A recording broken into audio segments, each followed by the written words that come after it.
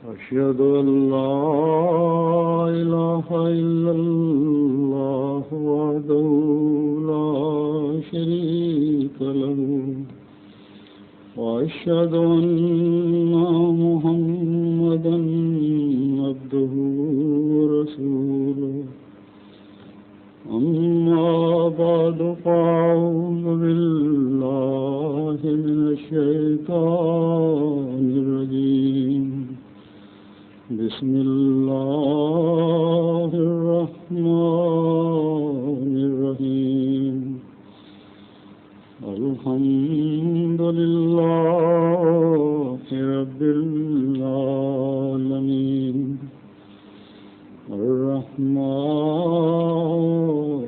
الرحيم مالك يوم الدين إياك نعبد وإياك نستعين اهدنا الصراط المستقيم صراط الذين أنعمت عليهم غير المغضوب عليهم ولا الضالين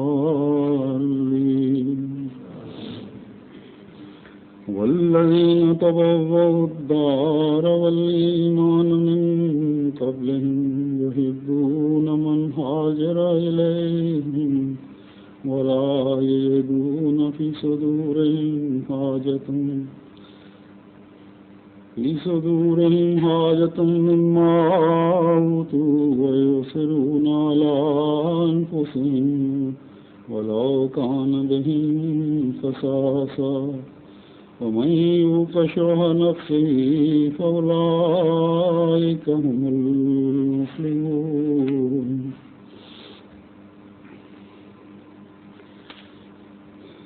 اگلے جمعہ سے انشاءاللہ یو کے کا جلسہ سالانہ شروع ہو رہا ہے.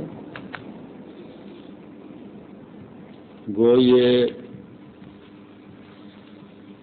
یو کے کا جلسہ سالانہ ہے، مگر خلیفہ وقت کی یہاں موجودگی کی وجہ سے دنیا کے مختلف ممالک سے اہم بھی بڑے شوق سے اس میں شمولیت کے لیے آتے ہیں، جس میں بوڑھے بھی ہوتے ہیں اور بیمار بھی، اور اپنی بیماری کے باوجود تکلیف اٹھا کر جلسہ میں شامل ہوتے ہیں. پھر مختلف ممالک کے لوگ ہیں، مختلف نسلوں کے لوگ ہیں، مختلف قوموں کے لوگ ہیں، بالکل مختلف مزاجوں کے، جن کا کھانا پینا رہن سہن بھی مختلف ہوتا ہے. تو اس وجہ سے قدرتی طور پر میزبانوں کو فکر ہوتی ہے کہ ان کی طرف سے کسی قسم کی کمی نہ رہ جائے، کوئی کوتاہی نہ ہو جائے. اللہ تعالیٰ کے فضل سے گزشتہ کئی سالوں سے ہندوستان کی جماعت کو اس مہمان نوازی کی توفیق مل رہی ہے، اور اللہ کے فضل سے وہ مہمان نوازی کا حق بھی ادا کر رہے ہیں. اور اب تو ماشاءاللہ اتنے تربیت یافتہ ہو چکے ہیں کہ کارکن بھی میسر آ جاتے ہیں، اور کارکن بھی بڑے ذوق سے، بڑے شوق سے اپنی خدمات پیش کرتے ہیں. اور ابھی کچھ مہینے پہلے ہی آپ لوگوں نے دیکھا ہوگا کہ حضور رحمہ اللہ تعالیٰ کی وفات پر ہنگامی طور پر بھی تمام انتظامات کو ان کارکنوں نے خوب سنبھالا اور مہمان نوازی کی. لیکن جلسہ کے موقع پر میزبان کو یہ فکر ہوتی ہے کہ اس پر آنے والے مہمان حضرت مسیح موعود علیہ السلام کے مہمان ہیں، ان کو حت المقدور آرام پہنچانے کی کوشش کی جائے.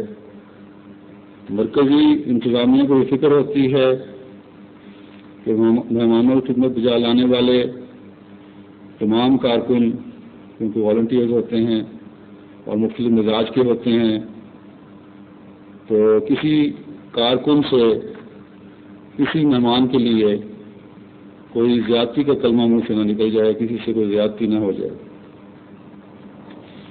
اس لیے عموماً یہی روایت چلی آ رہی ہے کہ کارکنوں کو توجہ دلانے کے لیے کہ کس طرح انہوں نے مہمانوں کی خدمت کرنی ہے، جلسے سے ایک جمعہ پہلے اس طرف اس کے بارے میں کچھ بعض ہدایات دی جاتی ہیں، لیکن اس کے ساتھ ہی میزبانوں کو بھی یہ مدنظر رکھنا چاہیے کہ کیونکہ سارا عارضی انتظام ہوتا ہے، گو کہ کارکنان بڑی محنت سے خدمت بجا لاتے ہیں، لیکن اگر بعض جگہ کہیں کمیاں خامیاں رہ جائیں تو ان کو برداشت کریں۔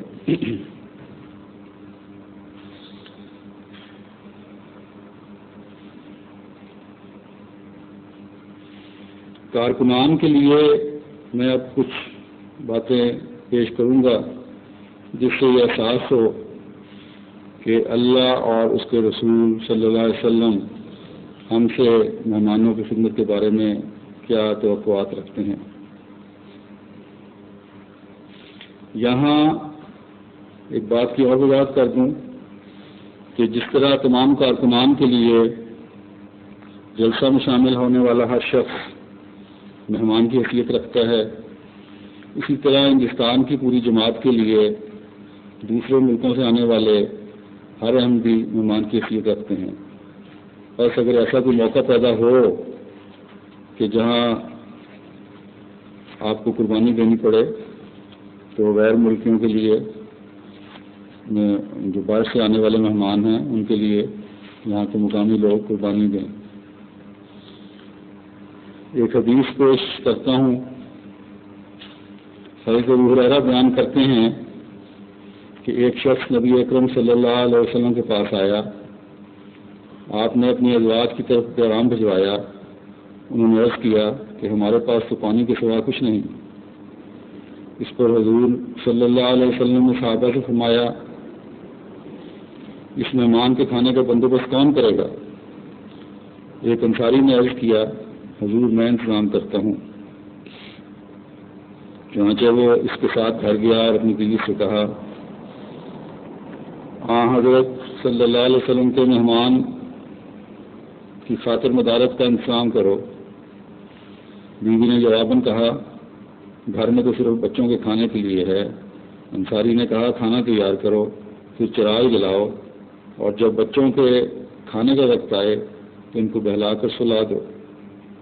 چنانچہ عورت نے کھانا تیار کیا، چراغ جلایا، بچوں کو بھوکا ہی سلا دیا، پھر چراغ درست کرنے کے بہانے اٹھی اور چراغ بجھا دیا، اور پھر دونوں مہمان کے ساتھ بیٹھے بظاہر کھانا کھانے کی آوازیں نکالتے اور چٹخارے لیتے رہے تاکہ مہمان سمجھے کہ میزبان بھی میرے ساتھ بیٹھا کھا رہا ہے۔ اس طرح مہمان نے پیٹ بھر کے کھانا کھایا اور وہ خود بھوکے سو رہے۔ صبح جب وہ انصاری حضور صلی اللہ علیہ وسلم کی خدمت میں حاضر ہوئے تو آپ نے فرمایا کہ تمہارے رات والے عمل سے تو اللہ تعالیٰ بھی ہنس دیا ہے۔ اس پر یہ آیت نازل ہوئی کہ وہ اپنی ذات پر دوسروں کو ترجیح دیتے ہیں جبکہ وہ خود ضرورت مند ہوتے ہیں، اور جو نفس کے بخل سے بچائے گئے وہی کامیابی حاصل کرنے والے ہیں۔ بخاری۔ اب دیکھیں، اللہ تعالیٰ کے نزدیک اس خاندان کی یہ اتنی بڑی قربانی تھی کہ اللہ تعالیٰ نے خوش ہو کر اپنے پیارے نبی صلی اللہ علیہ وسلم کو بھی اس کی اطلاع دی۔ تو یہ ہیں وہ مہمان نوازی کے معیار جو اسلامی معاشرے میں نظر آنے چاہیے، اور اللہ تعالیٰ کے فضل سے احمدی معاشرے میں نظر آتے ہیں، لیکن کیونکہ یاد دہانی اور نصیحت کا بھی حکم ہے اس لیے یاد دہانی کروائی جاتی ہے۔ اب میں چند مزید احادیث کی روشنی میں مہمانوں اور میزبانوں دونوں کو ان کے ذمہ داریوں کے بارے میں بتاؤں گا۔ حدیث ہے کہ حضرت ابو ہریرہ حضور صلی اللہ علیہ وسلم سے روایت کرتے ہیں کہ جو شخص اللہ اور یوم آخرت پر ایمان رکھتا ہے وہ اچھی بات کہے یا خاموش رہے، اور جو شخص اللہ اور یوم آخرت پر ایمان لاتا ہے چاہیے کہ وہ اپنے پڑوسی کی عزت کرے، اور جو اللہ اور یوم آخرت پر ایمان لاتا ہے وہ اپنے مہمان کا احترام کرے۔ صحیح مسلم۔ اس میں 3 باتیں بتائی گئی ہیں۔ پہلی 2 تو جلسے پہ آنے والے مہمانوں اور میزبانوں دونوں کے لیے ہیں، جبکہ تیسری صرف میزبان کے لیے ہے۔ خلاصتاً بتاتا ہوں۔ فرمایا کہ اچھی بات کرو یا خاموش رہو۔ اب مہمان بھی اگر کہیں کوتاہی دیکھیں تو نرمی سے توجہ دلا دیں، کسی قسم کا غصہ کرنے کی ضرورت نہیں ہے۔ اتنے وسیع انتظامات ہوتے ہیں، تھوڑی بہت کمیاں رہ جاتی ہیں تو برداشت کرنا چاہیے، صرف نظر کرنا چاہیے، اور غصے کو دبانے کا بھی ایک ثواب ہے۔ اسی طرح کارکنان بھی اگر مہمان کا غصہ دیکھیں تو انتہائی نرمی سے معذرت کر کے تکلیف دور کرنے کی کوشش کریں، لیکن یاد رکھیں کہ مہمان سے سختی سے بات نہیں کرنی۔ پھر ہے پڑوسی کی عزت۔ یہاں اس ماحول میں چند دنوں کے لیے جو بھی لوگ مہمان آ رہے ہیں، قیام گاہوں میں اکٹھے رہ رہے ہیں، وہ ایک دوسرے کے پڑوسی بن جاتے ہیں۔ تو وسیع اور عارضی انتظام ہونے کی وجہ سے تمام سہولتیں جس میں کہ پہلے میں نے عرض کیا میسر نہیں آ سکتی، تو کسی قسم کی اگر اونچ نیچ ہو جائے، بعض دفعہ اکٹھے جب رہ رہے ہوں تو مثلاً کھانے کے وقت میں یا صبح کے وقت غسل خانے جانا ہو، تھوڑی تعداد میں ٹوائلٹس وغیرہ ہوتے ہیں اس وقت بھی، یا اور بعض باتیں ہوتی ہیں ایسی، تو اگر اونچ نیچ ہو جائے تو آپس میں مہمان جو ہیں وہ یہاں ایک دوسرے کے پڑوسی کی حیثیت اختیار کر جاتے ہیں۔ اس لیے ایک دوسرے کا احترام کریں اور عزت کریں، اور اگر کسی سے کوئی اونچ نیچ ہو بھی جائے تو شکوہ زبان پر نہ لائیں۔ اسی طرح جہاں مہمانوں اور کارکنوں کے لیے بھی ہے کہ مہمانوں سے عزت سے پیش آئیں، اپنے ساتھی کارکنوں سے بھی عزت اور احترام سے پیش آئیں، آپس میں محبت سے سارے کام اور ڈیوٹیاں سر انجام دیں۔ پھر تیسری بات تو بہرحال ہر کارکن پر لازم ہے، اوپر میں ذکر بھی کر چکا ہوں کہ حضرت مسیح موعود علیہ السلام کے مہمان ہیں، چاہے چھوٹا ہے یا بڑا ہے، امیر ہے یا غریب ہے، سب سے ایک طرح یکساں احترام سے پیش آئیں، ان کی عزت کریں اور ان کی ضرورت کو جس حد تک انتظام اجازت دیتا ہے پوری کرنے کی کوشش کریں۔ اگر نہیں کر سکتے تو اپنے سے بالا افسر تک پہنچائیں، لیکن مہمان کا احترام اور اسے آرام سے بات کرنا بہرحال ہر وقت پیش نظر رکھنا چاہیے۔ ایک حدیث میں آتا ہے کہ حضرت عبداللہ بن عمرو سے روایت ہے کہ ایک شخص نے رسول اللہ صلی اللہ علیہ وسلم سے عرض کیا کہ کون سا اسلام سب سے بہتر ہے؟ فرمایا ضرورت مندوں کو کھانا کھلاؤ اور ہر اس شخص کو جسے تم جانتے ہو یا نہیں جانتے سلام کہو۔ اس حدیث میں ایک حسین معاشرے کا نقشہ کھینچا گیا ہے کہ کھانا کھلاؤ دوسرے ہر شخص کو جسے تم جانتے ہو یا نہیں جانتے سلام کہو۔ تو جلسے کے دنوں میں جہاں ایک دینی ماحول ہوگا، دعاؤں کی طرف توجہ ہوگی، وہاں سلام کو بھی ہر شخص کو چاہیے کہ مہمان ہو یا میزبان ہو رواج دے۔ تو ان 3 دنوں میں آپس میں محبت اور بھائی چارہ اتنا انشاءاللہ بڑھ جائے گا جس کا اثر بعد تک بھی قائم رہے گا۔ دوسرے اس کا فائدہ کارکنان کے لیے بھی ہے کہ کام کی زیادتی کی وجہ سے، آرام کی کمی کی وجہ سے بلا وجہ طبیعت میں بعض دفعہ تیزی اور تندی پیدا ہو جاتی ہے. تو جب یہ ایک دوسرے کو سلامتی بھیج رہے ہوں گے تو یہ مزاج میں بھی انشاءاللہ تعالیٰ نرمی آئے گی. پھر ایک حدیث ہے، حضرت ابو ذر غفاری بیان کرتے ہیں کہ رسول اللہ صلی اللہ علیہ وسلم نے فرمایا، اپنے بھائی کے سامنے تیرا مسکرانا تیرے لیے صدقہ ہے، تیرا امر بالمعروف اور نہی عن المنکر کرنا بھی ایک صدقہ ہے، اور بھٹکے ہوئے کو رستہ دکھانا بھی تیرے لیے صدقہ ہے، اور کسی نابینا کی راستہ چلتے میں مدد کرنا تیرے لیے صدقہ ہے، اور پتھر کانٹا یا ہڈی رستے سے ہٹا دینا بھی تیرے لیے صدقہ ہے، اور اپنے ڈول میں سے اپنے بھائی کے ڈول میں کچھ ڈال دینا بھی تیرے لیے صدقہ ہے. جامع ترمذی. عام طور پر ہر احمدی کو اپنے اوپر اس حدیث میں بیان کردہ احکامات لاگو کرنے کی ضرورت ہے جس سے ایک حسین معاشرہ جنم لے. لیکن جلسے کے 3 دنوں میں تو بہرحال اس طرح توجہ کی جائے، کیونکہ اس سے بھی تربیت کے راستے کھلتے ہیں. پہلے فرمایا کہ مسکراتے رہو. مسکرانے سے تمہارا تو کچھ نہیں بگڑا یا تمہارا تو کچھ نہیں جاتا.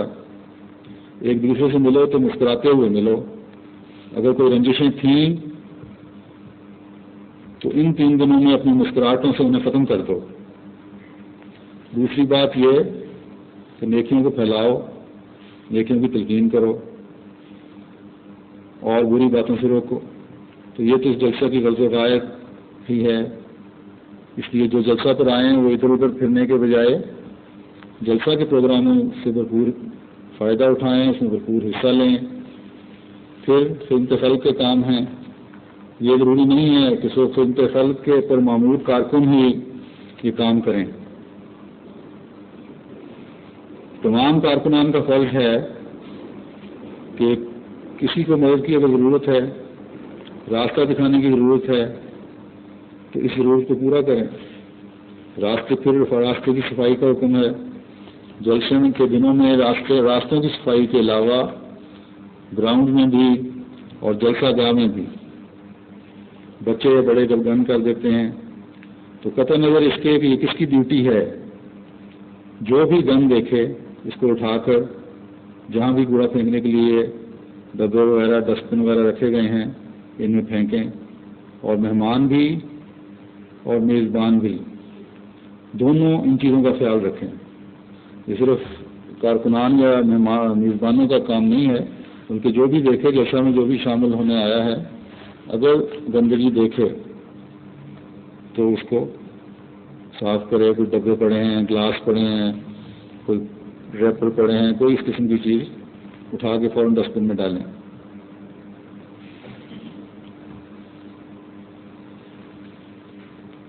ابو داؤد کی ایک حدیث ہے، حضرت ابو شریح بیان کرتے ہیں کہ حضور صلی اللہ علیہ وسلم نے فرمایا کہ جو شخص اللہ تعالیٰ اور یوم آخرت پر ایمان رکھتا ہے اس کے لیے ضروری ہے کہ مہمان کی عزت کرے.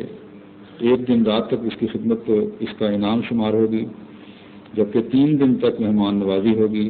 اس کے بعد کی خدمت صدقہ ہے اور اس مہمان کے لیے مناسب نہیں کہ وہ 3 دن سے زیادہ اس کے ہاں ٹھہرا رہے اور اس کو تکلیف میں ڈالے. یہاں کیونکہ دور دور سے مہمان آتے ہیں اس لیے کوشش ہوتی ہے کہ جتنا رک سکیں رکیں، لیکن پھر بھی یہی کوشش کرنی چاہیے کہ اگر جماعتی انتظام کے تحت آپ ٹھہرے ہوئے ہیں تو جلسے کے بعد جتنی جلدی واپس جا سکیں چلے جائیں. لیکن کارکنان پر بہرحال یہ لازم ہے جو میزبان ہیں اور ان کا یہ فرض ہے کہ مہمان کی مہمان نوازی اسی طرح خوش اخلاقی سے کرتے رہیں جب تک نظام کے تحت اس مہمان نوازی کا انتظام ہے. یہ نہیں کہ ادھر جلسہ ختم ہوا اور ادھر ڈیوٹی والے کارکن غائب اور پتہ نہیں کہ کدھر گئے اور انتظامیہ پریشان ہو رہی ہو. تو جو بھی ڈیوٹی دیں پوری محنت اور دیانتداری سے دیں. اللہ تعالیٰ سب کو اس کی توفیق دے. لیکن یہاں ایک وضاحت کر دوں کہ جو مہمان آتے ہیں اپنے عزیزوں کے ساتھ ٹھہرتے ہیں وہاں قرابت داروں کا سلوک ہونا چاہیے، اقربا کا سلوک ہوگا، تو ایسے عزیزوں رشتہ داروں کے پاس جو مہمان آ کے ان کے ٹھہریں وہ ان کی مہمان نوازی بہرحال کریں۔ صحیح مسلم کی ایک حدیث ہے، حضرت ابو ذر بیان کرتے ہیں کہ حضرت صلی اللہ علیہ وسلم نے مجھے ارشاد فرمایا، معمولی نیکی کو بھی حقیر نہ سمجھو، اگرچہ اپنے بھائی سے خندہ پیشانی سے پیش آنے کی نیکی ہو۔ اب ہم دیکھتے ہیں کہ حضرت مسیح موعود علیہ السلام کی مہمان نوازی کے کیا انداز تھے۔ حضرت مرزا بشیر احمد صاحب روایت کرتے ہیں کہ مہمان نوازی کا یہ عالم تھا کہ شروع میں جب مہمانوں کی زیادہ کثرت نہیں تھی اور حضرت مسیح موعود علیہ السلام کی صحت بھی نسبتاً بہتر تھی، آپ اکثر مہمانوں کے ساتھ اپنے مکان کے مردانہ حصہ میں اکٹھے بیٹھ کر کھانا کھاتے تھے، اور کھانے کے دوران میں ہر قسم کی بے تکلفانہ گفتگو کا سلسلہ جاری رہتا تھا، گویا ظاہری کھانے کے ساتھ علمی اور روحانی کھانے کا دسترخوان بھی کچھ جاتا تھا۔ ایسے موقعوں پر آپ عموماً ہر مہمان کا خود ذاتی طور پر خیال رکھتے تھے اور اس بات کی نگرانی فرماتے تھے کہ اگر کبھی دسترخوان پر ایک سے زیادہ کھانے ہوں تو ہر شخص کے سامنے دسترخوان کی ہر چیز پہنچ جائے۔ عموماً ہر مہمان کے متعلق دریافت فرماتے رہتے تھے کہ کسی خاص چیز مثلاً دودھ یا چائے یا لسی یا پان کی عادت تو نہیں، اور پھر حد الوسع ہر ایک کے لیے اس کی عادت کے موافق چیز مہیا فرماتے تھے۔ بعض اوقات اگر آپ کو معلوم ہوتا ہے کہ کسی مہمان کو اچار کا شوق ہے اور اچار دسترخوان پر نہیں ہوتا تھا تو خود کھانا کھاتے کھاتے اٹھ کر اندرون خانہ تشریف لے جاتے اور اندر سے اچار لا کر ایسے مہمان کے سامنے رکھ دیتے تھے، اور چونکہ آپ بہت تھوڑا کھانے کی وجہ سے جلد شکم شیر ہو جاتے تھے، اس لیے شیر ہونے کے بعد بھی آپ روٹی کے چھوٹے چھوٹے ذرے اٹھا کر منہ میں ڈالتے رہتے تھے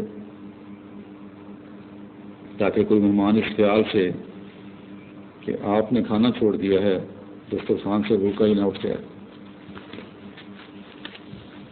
حضرت اقدس مسیح موعود علیہ السلام فرماتے ہیں کہ تیسری شاخ اس کارخانہ کی واردین اور صادرین اور حق کی تلاش کے لیے سفر کرنے والے اور دیگر اغراض متفرقہ سے آنے والے ہیں، جو اس آسمانی کارخانہ کی خبر پا کر اپنی اپنی نیتوں کی تحریک سے ملاقات کے لیے آتے رہتے ہیں۔ یہ شاخ بھی برابر نشو و نما میں ہے، اگرچہ بعض دنوں میں کچھ کم مگر بعض دنوں میں نہایت سرگرمی سے اس کا سلسلہ شروع ہو جاتا ہے۔ چنانچہ ان 7 برسوں میں 60,000 سے کچھ زیادہ مہمان آئے ہوں گے، اور جس قدر ان میں سے مستعد لوگوں کو تقریری ذریعوں سے روحانی فائدہ پہنچایا گیا اور ان کے مشکلات حل کر دیے گئے اور ان کی کمزوری کو دور کر دیا گیا، اس کا علم خدا تعالیٰ کو ہے۔ مگر اس میں کچھ شک نہیں کہ یہ زبانی تقریریں جو سائلین کے سوالات کے جواب میں کی گئیں یا کی جاتی ہیں یا اپنی طرف سے محل اور موقع کے مناسب کچھ بیان کیا جاتا ہے، یہ طریق بعض صورتوں میں تالیفات کی نسبت نہایت مفید اور مؤثر اور جلد کر دلوں میں بیٹھنے والا ثابت ہوا ہے۔ پھر حضرت مسیح موعود علیہ السلام کی مہمان نوازی کا ذکر کرتے ہوئے حضرت مفتی محمد صادق صاحب لکھتے ہیں کہ حضرت صاحب مہمانوں کی خاطرداری کا بہت اہتمام رکھتے تھے۔ جب تک تھوڑے مہمان ہوتے تھے آپ خود ان کے کھانے اور رہائش وغیرہ کا انتظام کیا کرتے تھے۔ جب مہمان زیادہ ہونے لگے تو خدام حافظ حامد علی صاحب یا نجم الدین صاحب وغیرہ کو تاکید فرماتے رہتے تھے کہ دیکھو مہمانوں کو کسی قسم کی تکلیف نہ ہو، ان کی تمام ضروریات فروغ رہائش کا خیال رکھا کرو، بعض کو تم شناخت کرتے ہو اور بعض کو نہیں، اس لیے مناسب یہ ہے کہ سب کو واجب الاکرام جان کر تواضع کرو۔ سردی کا موسم ہے تو چائے پلاؤ اور تکلیف کسی کو نہ ہو، تم پر میرا حسن ظن ہے کہ مہمانوں کو آرام دیتے ہو، ان سب کی خوب خدمت کرو، اگر کسی کو گھر یا مکان میں سردی ہو تو لکڑی یا کوئلہ کا انتظام کر دو۔ پھر اس کی طرح ایک دو فرمایا حضرت مسیح علیہ السلام نے کہ لنگر خانہ کے محتمم کو تاکید کر دی جاوے کہ وہ ہر ایک شخص کو کی احتیاط کو مد نظر رکھے، مگر چونکہ وہ اکیلا آدمی ہے اور کام کی کثرت ہے، ممکن ہے کہ اسے خیال نہ رہتا ہو، اس لیے کوئی دوسرا شخص یاد دلا دیا کرے۔ کسی کے میلے کپڑے وغیرہ دیکھ کر اس کی تواضع سے دستکش نہ ہونا چاہیے، کیونکہ مہمان تو سب یکساں ہی ہوتے ہیں۔ اور جو نئے واقف آدمی ہیں تو یہ ہمارا حق ہے کہ ان کی ہر ایک ضرورت کو مد نظر رکھیں۔ بعض وقت کسی کو بیت الخلاء کا بھی پتہ نہیں ہوتا تو اسے سخت تکلیف ہوتی ہے، اس لیے ضروری ہے کہ مہمانوں کی ضروریات کا بڑا خیال رکھا جائے۔ میں تو اکثر بیمار رہتا ہوں، اس لیے معذور ہوں، مگر جن لوگوں کے ایسے کاموں کے لیے کام کیا ہے یہ ان کا فرض ہے کہ کسی قسم کی شکایت نہ ہونے دیں۔ پھر منشی ظفر احمد سے روایت کرتے ہیں کہ ایک دفعہ حضرت مسیح موعود علیہ السلام اور کی نماز کے بعد مسجد مبارک قادیان کے اوپر کی چھت پر چند مہمانوں کے ساتھ کھانا کھانے کے انتظار میں تشریف فرما تھے۔ اس وقت ایک احمدی دوست میاں نظام الدین صاحب ساکن لدھیانہ، جو بہت غریب آدمی تھے اور ان کے کپڑے بھی پھٹے پرانے تھے، حضور سے 4-5 آدمیوں کے فاصلے پر بیٹھے تھے۔ اتنے میں چند معزز مہمان آ کر حضور کے قریب بیٹھ گئے اور ان کی وجہ سے ہر دفعہ میاں نظام الدین کو پرے ہٹنا پڑا، حتیٰ کہ وہ ہٹتے ہٹتے جوتیوں کی جگہ پر پہنچ گئے۔ اتنے میں کھانا آیا تو حضور نے جو یہ سارا نظارہ دیکھ رہے تھے، ایک سالن کا پیالہ اور کچھ روٹیاں ہاتھ میں اٹھا لیں اور میاں نظام الدین سے مخاطب ہو کر فرمایا، آؤ میاں نظام الدین، ہم اور آپ اندر بیٹھ کر کھانا کھائیں۔ یہ فرما کر حضور مسجد کے ساتھ والی کوٹری میں تشریف لے گئے اور حضور نے اور میاں نظام الدین نے کوٹری کے اندر اکٹھے بیٹھ کر ایک ہی پیالے میں کھانا کھایا۔ اس وقت میاں نظام الدین خوشی سے پھولے نہیں سماتے تھے، اور جو لوگ میاں نظام الدین کو عملاً پرے دھکیل کر حضرت مسیح موعود کے قریب بیٹھ گئے تھے، وہ شرم سے کٹے جاتے تھے۔ پھر حضرت مفتی محمد صادق صاحب بیان کرتے ہیں کہ جب میں 1901 میں ہجرت کر کے قادیان چلا آیا اور اپنی بیوی اور بچوں کو ساتھ لایا، ایک شب کا ذکر ہے، کچھ مہمان آئے جن کے واسطے جگہ کے انتظام کے لیے حضرت ام المومنین حیران ہو رہی تھیں کہ سارا مکان تو پہلے ہی کشتی کی طرح پر ہے، اب ان کو کہاں ٹھہرایا جائے۔ اس وقت حضرت مسیح موعود علیہ السلام نے اکرام ضیف کا ذکر کرتے ہوئے حضرت بیوی صاحبہ کو پرندوں کا ایک قصہ سنایا۔ کیونکہ میں بالکل ملحقہ کمروں میں تھا اور کواڑوں کی ساخت پرانے طرز کی تھی، جس کے اندر سے آواز بآسانی دوسری طرف پہنچتی رہتی ہے، اس واسطے میں نے اس سارے قصے کو سنا۔ فرمایا، دیکھو ایک دفعہ جنگل میں ایک مسافر کو شام ہو گئی، رات اندھیری تھی، قریب کوئی بستی اسے دکھائی نہ دی، اور وہ ناچار ایک درخت کے نیچے رات گزارنے کے واسطے بیٹھ رہا۔ اس درخت کے اوپر ایک پرند کا آشیانہ تھا۔ پرندہ اپنی مادہ کے ساتھ باتیں کرنے لگا کہ دیکھو یہ جو مسافر ہمارے آشیانے کے نیچے زمین پر آ بیٹھا ہے، یہ آج رات ہمارا مہمان ہے اور ہمارا فرض ہے کہ اس کی مہمان نوازی کریں۔ مادہ نے اس کے ساتھ اتفاق کیا اور ہر دو نے مشورہ کر کے یہ قرار دیا کہ ٹھنڈی رات ہے اور اس ہمارے مہمان کو آگ تاپنے کی ضرورت ہے، اور تو کچھ ہمارے پاس نہیں، ہم اپنا آشیانہ ہی توڑ کر نیچے پھینک دیں تاکہ وہ ان لکڑیوں کو جلا کر آگ تاپ لے۔ چنانچہ انہوں نے ایسا ہی کیا اور سارا آشیانہ تنکا کر کے نیچے پھینک دیا۔ اس کو مسافر نے غنیمت جانا اور ان سب لکڑیوں کو تنکوں کو جمع کر کے آگ جلائی اور تاپنے لگا۔ تب درخت پر اس پرندوں کے جوڑے نے پھر مشورہ کیا کہ آگ تو ہم نے اپنے مہمان کو کہاں پہنچائی اور اس کے واسطے سینکنے کا سامان مہیا کیا، اب ہمیں چاہیے کہ اسے کچھ کھانے کو بھی دیں، اور تو ہمارے پاس کچھ نہیں، ہم خود ہی اس آگ میں جا گریں اور مسافر ہمیں بھون کر ہمارا گوشت کھا لے۔ چنانچہ ان پرندوں نے ایسا ہی کیا اور مہمان نوازی کا حق ادا کیا۔ تو یہ ہے حضرت اقدس مسیح موعود علیہ السلام کا طریقہ اسلوب مہمان نوازی، اور یہ توقعات ہیں۔ ہم سے تو خدا کا مسیح نہ آشیانے کی قربانی مانگ رہا ہے نہ جان کی قربانی مانگ رہا ہے، صرف کچھ وقت ہے اور کچھ تھوڑی سی بے آرامی کی قربانی ہے۔ اور مسیح موعود علیہ السلام کے مہمانوں کے لیے جو ہم نے کرنی ہے اور اتنی سی قربانی سے ہی آپ اور یہ تمام کارکنان جو ہیں آپ کی آمد کے ایک مقصد کو پورا کرنے والے ہوں گے۔ اللہ تعالیٰ پہلے سے بڑھ کر مہمانوں کی خدمت کرنے کی تمام کارکنوں کو توفیق عطا فرمائے۔ اب کچھ انتظامی اور تربیتی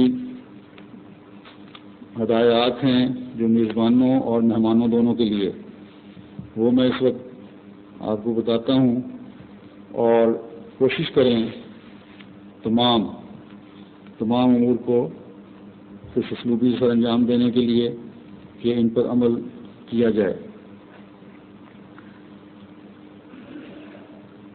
نمبر 1 یہ ہے کہ مسجد میں اور مسجد کے ماحول میں اس کے آداب اور تقدس کا خیال رکھیں۔ اب جلسہ سالانہ کے دنوں میں تو اسلام آباد میں ہی تمام انتظامات ہوں گے، وہیں سارے شفٹ ہو جائیں گے، تو جو مارکی جلسہ کے لیے لگائی جاتی ہے اسی میں نمازیں ہوں گی، اس لیے اس وقت کے لیے اس کو آپ کو مسجد کا ہی درجہ دینا ہوگا اور مکمل طور پر وہاں اس تقدس کا خیال رکھنا ہوگا۔ پھر یہ ہے کہ جلسے کے ایام بالخصوص ذکر الہی اور درود شریف پڑھتے ہوئے گزاریں اور التزام کے ساتھ نمازوں کی پابندی کریں۔ آپ اتنی دور سے مہمان تشریف لائے ہیں تو اگر نمازیں بھی نہ پڑھیں اور ان کی پابندی نہ کری تو پھر فائدہ کوئی نہیں ہوگا۔ اسی طرح انتظامیہ کے لیے یہ ہے کہ لنگر خانے میں یا ایسی ڈیوٹیاں جہاں سے ہلنا ان کا مشکل ہے وہاں نماز کی ادائیگی کا انتظام ہونا چاہیے، اور ان کے افسران کی یہ ذمہ داری ہے کہ وہ اس بات کا خیال رکھیں۔ انگلستان کے احمدیوں کو چاہیے کہ ذوق و شوق کے ساتھ اس جلسہ میں شریک ہوں۔ یہ آپ کا جلسہ سالانہ ہے، بغیر کسی عذر کے کوئی غیر حاضر نہ رہے۔ بعض لوگ 3 دن کے بجائے صرف 2 دن یا 1 دن کے لیے آ جاتے ہیں، اور ان کے آنے کا مقصد ہی یہ صرف ہوتا ہے کہ اس جلسہ کی برکات کے حصول کے بجائے کہ میل ملاقات ہو۔ حالانکہ جلسے کی برکات کو اگر مد نظر رکھا جائے تو 3 دن حاضر رہنا ضروری ہے۔ جس حد تک ممکن ہو جلسہ کی تقاریر اور باقی پروگرام پوری توجہ اور خاموشی سے سنیں، اور وقت کی قدر کرتے ہوئے کسی بھی صورت اسے ضائع نہ کریں۔ پھر ہے کہ نماز کے دوران بعض اوقات بچے رونے لگ پڑتے ہیں، جس سے بعض لوگوں کی نماز میں بہرحال توجہ بٹتی ہے، خراب ہوتی ہے، جو نماز کا سارا لطف ہے وہ جاتا رہتا ہے۔ تو اس صورت میں والدین کو چاہیے، اگر والد کے پاس بچہ ہے یا والدہ کے پاس بچہ ہے، کہ وہ اس کو باہر لے جائیں۔ یہ بہتر ہے کہ اس کی اکیلے کی نماز خراب ہو، بجائے اس کے کہ پورے ماحول میں اس وقت بچے کی شور کی وجہ سے، رونے کی وجہ سے نمازیوں کی نماز خراب ہو رہی ہو۔ نیز اتنی چھوٹی عمر کے بچے ہیں تو مائیں جو ہیں وہ، یا اگر باپوں کے پاس ہے تو باپ پہلی صفوں میں بیٹھنے کی کوشش نہ کریں، بلکہ پیچھے جا کر بیٹھیں تاکہ اگر ضرورت پڑے تو نکلنا بھی آسان ہو۔ اسی طرح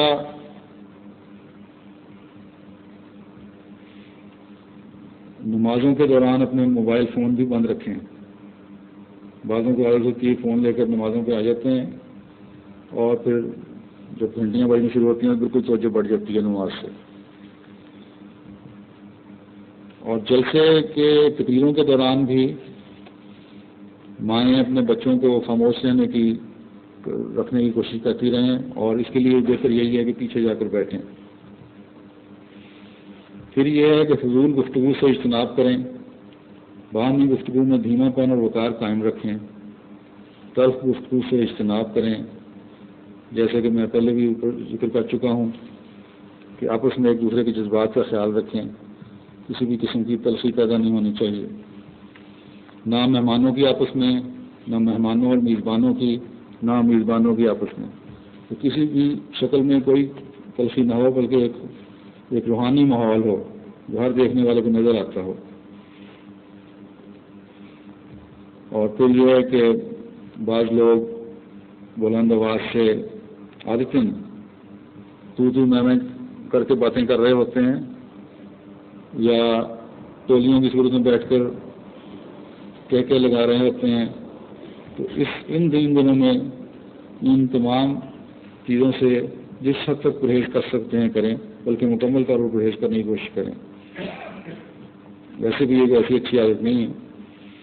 دوسرے مختلف قسم کے لوگ یہاں آئے ہوتے ہیں، بعض اونچا سننے والے ہیں، بعض زبان نہ سننے والے ہیں. تو دیکھنے والا بعض وہ باتیں کر رہا ہوتا ہے تو ان کی طرف دیکھ کر ہنس رہا ہوتا ہے، جس سے بلا وجہ ہی غلط فہمی پیدا ہوتی ہے اور سمجھتے ہیں کہ شاید یہ مجھ پر ہنس رہا ہے، مجھ پر کوئی بات کی اس نے. تو ان چیزوں سے بچنا چاہیے، پرہیز کرنا چاہیے. ایک اور ضروری ہدایت یہ ہے کہ بازار بھی جلسے کے دوران بند رہیں گے تو مہمان بھی اس بات کا خیال رکھیں کہ بلا وجہ جنہوں نے اپنی دکانیں بنائی ہوئی ہیں یا اسٹال لگائے ہیں ان کو مجبور نہ کریں کہ اس دوران میں دکانیں کھولیں یا آپ وہاں جا کے بیٹھ رہے ہیں. اگر مجبوری ہو تو چند ضرورت کی چیزیں مہیا کرنے کے لیے مہیا ہو سکتی ہیں، لیکن انتظامیہ اس کا بھی جائزہ لے گی کہ کس حد تک اجازت دینی ہے.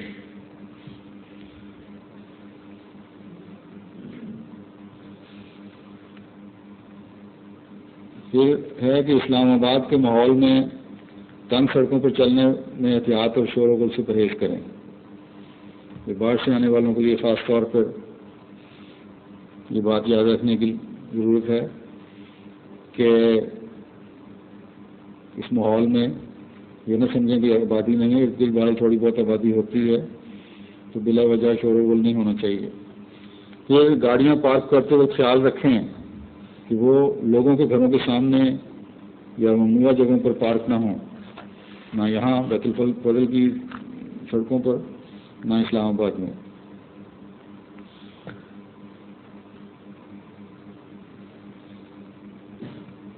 ٹریفک کے قواعد کو محفوظ رکھیں. جلسہ گاہ میں شعبہ پارکنگ کے منتظمین سے مکمل تعاون کریں. یہاں قیام کے دوران دوسرے ملک کی قوانین کی بھی پوری پاسداری کریں، پوری پابندی کریں. اور بالخصوص ویزے کی میعاد ختم ہونے سے پہلے ضرور واپس تشریف لے جائیں. اور جو دوست جلسہ سالانہ کی نیت سے ویزا لے کر یہاں آئے ہیں ان کو بہرحال اس کی بہت سختی سے پابندی کرنی ہوگی. پھر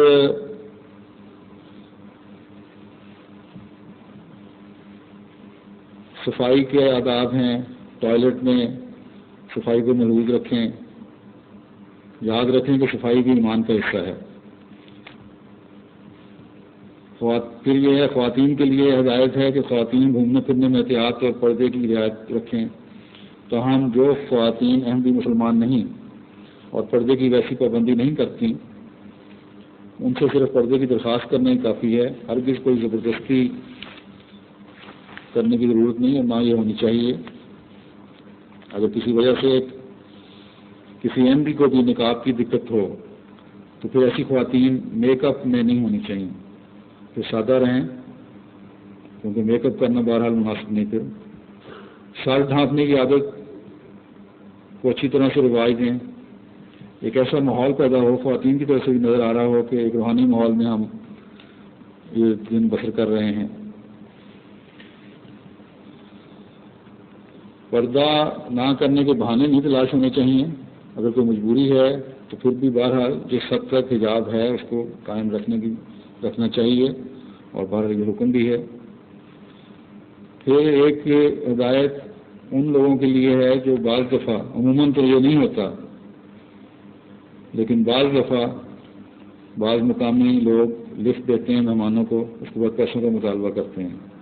تو یہ بہرحال مہمان نوازی میں کے پیش نظر اس سے اجتناب کرنا چاہیے. پھر مہمانوں کی عزت احترام اور خدمت کو اپنا شعار بنائیں اور محبت، خلوص اور اثار و قربانی کے جذبہ سے ان کی بے لوث خدمت کریں. یہ پہلے بھی میں کہہ آیا ہوں.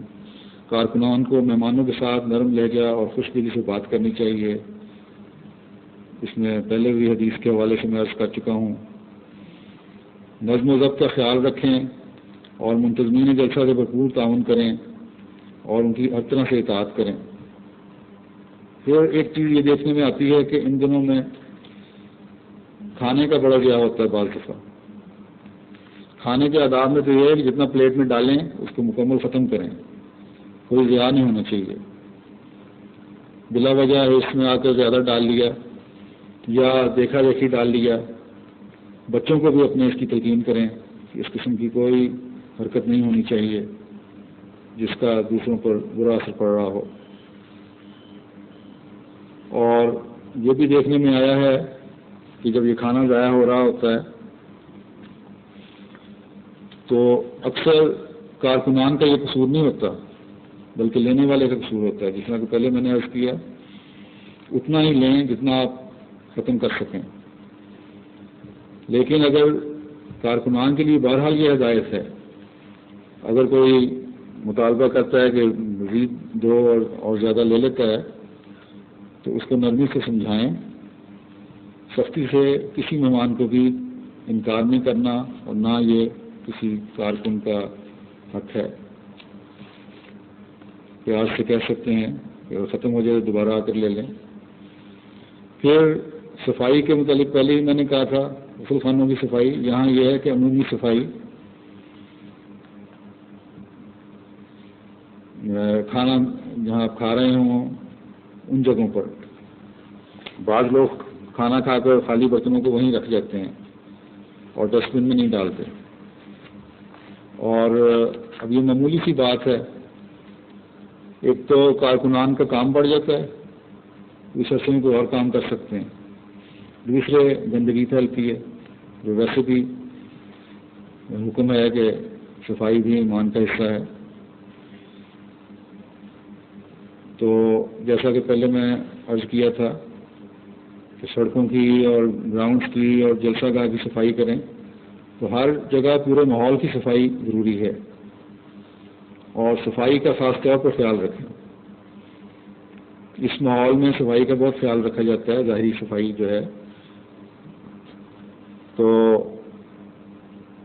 بلا وجہ انتظامیہ کو بھی اعتراض کا موقع نہ دیں اور اپنی یادداشتوں میں محفوظ کر لیں کہ صفائی کو ہر صورت میں آپ نے قائم رکھنا ہے. پھر یہ جماعتی جلسہ ہے, اس میں یہ کوئی میلہ نہیں ہے اور نہ اس میں میلہ سمجھ کر شمولیت ہونی چاہیے اور نہ یہاں صرف میل ملاقات اور خرید و فروخت یا فیشن کا اظہار مقصود ہونا چاہیے. کیونکہ بعض دفعہ خواتین میں یہ دیکھا گیا ہے کہ عورتیں اکٹھی ہوئیں, باتیں کی اور بس ختم.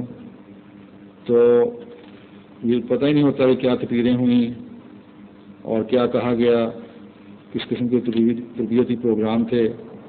تو انتظامیہ اس بات کی خاص نگرانی رکھے. اور دنیا میں ہر جگہ, بعض جگہوں اور جگہوں سے بھی شکایات آ جاتی ہیں کہ جلسوں میں یہ بد انتظامی ہوئی. تو ہمارے اہم بھی ماحول میں دنیا میں ہر جگہ جہاں بھی جلسے ہو رہے ہوں اس بات کا خاص اہتمام ہونا چاہیے کہ خواتین بھی بچے بھی خاموشی سے بیٹھ کر جلسہ سنیں اور اسے بھرپور فائدہ اٹھانے کی کوشش کریں. پھر بعض دفعہ شکایات آ جاتی ہیں کہ باہر سے آنے والے یہاں کے اپنے عزیزوں سے, تعلق داروں سے, رشتہ داروں سے قرض لینا شروع کر دیتے ہیں شاپنگ کرنے کے لیے. تو یہ بھی قناعت کی صفت کو بدلا کرنے والی بات ہے, اس سے اجتناب کرنا چاہیے. اتنا ہی خرچ کرنا چاہیے جس کی توفیق ہے آپ کو. اب یہاں کوئی شاپنگ کرنے کے لیے تو نہیں آئے, جس غرض کے لیے آئے ہیں وہ جلسہ سالانہ ہے, تو اپنی تربیت کے لیے ایک روحانی ماحول میں شامل ہونے کے لیے آتے ہیں. تو اسی روحانی مائدہ سے فائدہ اٹھانے کی کوشش کریں اور دنیا کو چھوڑیں.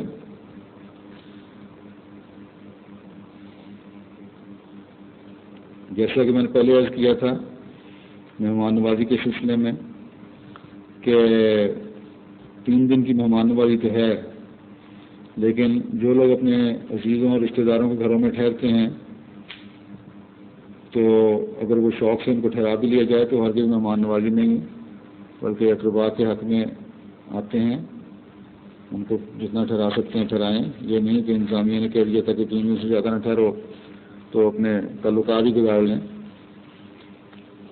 پھر ایک بہت اہم چیز ہے حفاظتی نقطہ نگاہ سے نگرانی کرنا اور اپنے ماحول پر گہری نظر رکھنا۔ ہر ایک کا فرض ہے کہ اجنبی آدمی ہو تو متعلقہ شعبہ کو اس کی اطلاع کر دیں۔ خود کسی سے بھی چھیڑ چھاڑ نہیں کرنی چاہیے۔ یہاں ہر آدمی جلسے میں شامل ہو رہا ہے وہ اپنے ماحول پر نظر رکھے، اور اگر اطلاع کا وقت نہ ہو انتظامیہ کو تو اس کے متعلق خبردار رہنا چاہیے تاکہ ہر حرکت کی فوری کارروائی کو دیکھ سکیں، نوٹ کر سکیں، ہر حرکت کی کارروائی ہو سکے، کسی ساتھ والے کو بتا سکیں جو انتظامیہ تک پہنچا دے۔ اور اس کا سب سے بہترین طریقہ یہی ہے کہ ہر آدمی زیادہ دور تک نظر تو نہیں رکھ سکتا، نظر اپنے دائیں بائیں اپنے ساتھیوں کو باہر نظر رکھیں جن کو آپ جانتے نہ ہوں۔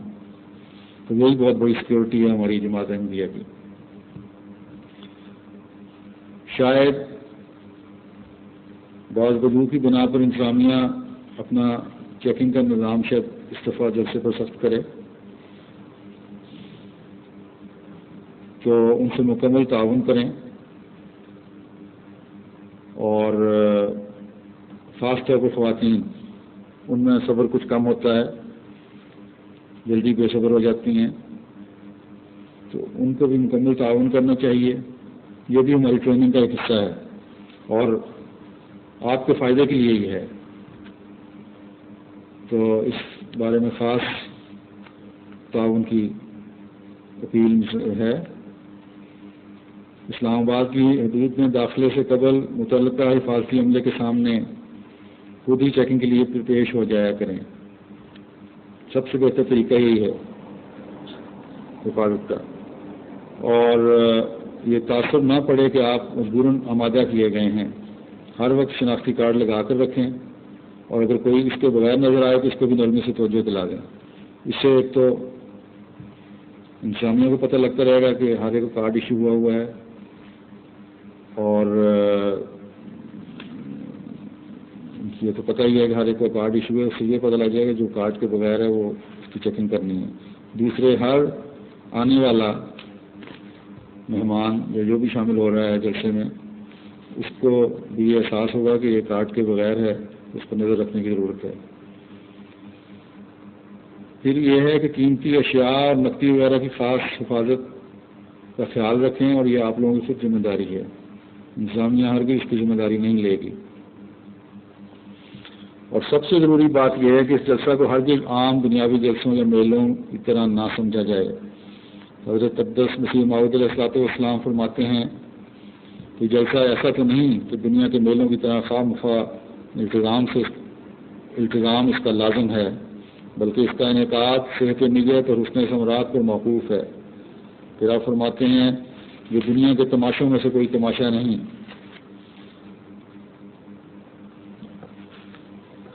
تو ان ساری باتوں کو مد نظر رکھیں، اور سب سے اہم دعا ہے، دعاؤں پر زور دیں۔ جلسہ پر آتے بھی اور جاتے بھی دعاؤں سے سفر شروع کریں، اور سفر کے دوران بھی دعائیں کرتے رہیں۔ اور بعض دفعہ یہ ہوتا ہے کہ جلسہ میں شمولیت کی خاطر کام کی وجہ سے دیر سے نکلے اور جلسہ پہ جلدی پہنچنے کی جلدی ہوتی ہے، تو اگر تھکے ہوئے ہیں یا بے آرامی ہے کسی بھی صورت میں تو آرام کیے بغیر سفر شروع نہ کریں۔ خاص طور پر وہ لوگ جو خود ڈرائیو کر رہے ہوں بہت احتیاط کریں، ذرا سی بے احتیاطی سب کی تکلیف کا باعث بن جاتی ہے، اور راستے میں بھی اگر تھکاوٹ یا نیند محسوس کریں تو جو بھی قریبی سروس آئے وہاں رک کر آرام کر لیں۔ ٹریفک کے قوانین کا جیسے پہلے میں نے کہا تھا احترام کریں، اسپیڈ لمٹ کی پابندی کریں۔ ان دعاؤں کو یاد رکھیں جو آن صلی اللہ علیہ وسلم نے سفر سے پہلے کی تھیں یا کیا کرتے تھے۔ حدیث میں آتا ہے کہ حضرت ابن عمر رضی اللہ عنہما بیان کرتے ہیں کہ حضرت صلی اللہ علیہ وسلم سفر کے ارادے سے جب اونٹ پر بیٹھ جاتے تو 3 بار تکبیر کہتے اور پھر یہ دعا مانگتے، سبحان الذی سخر لنا ھذا وما كنا له مقرنین وانا الی ربنا لمنقلبون، یعنی پاک ہے وہ ذات جس نے اسے ہمارے تابع فرمان کیا، حالانکہ ہم نے اسے قابو میں رکھنے کی طاقت نہیں تھی، ہم اپنے رب کی طرف جانے والے ہیں، اے ہمارے خدا ہم تجھ سے اپنے اس سفر میں بھلائی اور تقوی چاہتے ہیں، تو ہمیں ایسے نیک عمل کرنے کی توفیق دے جو تجھے پسند ہیں، اے ہمارے خدا تو ہی ہمارا یہ سفر آسان کر دے اور اس کی دوری کو لپیٹ، یعنی جلد طے ہو جائے، آرام سے طے ہو جائے، اے ہمارے خدا تو سفر میں ہمارے ساتھ ہو اور پیچھے گھر میں خبر گیر ہو، اے ہمارے خدا میں تیری پناہ مانگتا ہوں سفر کی سختیوں سے، ناپسندیدہ اور بے چین کرنے والے مناظر سے، مال اور اہل و عیال میں برے نتیجے سے اور غیر پسندیدہ تبدیلی سے۔ پھر جب آپ سفر سے واپس آتے تو یہی دعا مانگتے اور اس میں یہ زیادتی فرماتے کہ ہم واپس آئے ہیں توبہ کرتے ہوئے، عبادت گزار اور اپنے رب کی تعریف میں رب لسان بن کر۔ اللہ کرے کہ تمام مہمان یہاں آئیں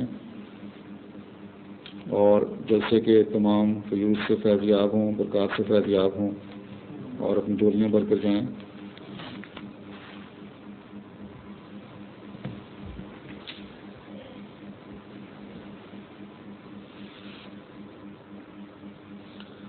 الحمد للہ نحمده ونستعینه ونستغفره ونؤمن به ونتوکل علیہ ونعوذ باللہ من شرور انفسنا ومن سیئات اعمالنا، من يهده الله فلا مضل له ومن يضلل فلا هادي له، ونشهد أن لا إله إلا الله ونشهد أن محمدا عبده ورسوله۔ عباد الله رحمكم الله، إن الله يأمر بالعدل والإحسان وإيتاء ذي القربى وينهى عن الفحشاء والمنكر والبغي يعظكم لعلكم تذكرون۔ اذكروا الله يذكركم وادعوه يستجب لكم ولذكر الله أكبر۔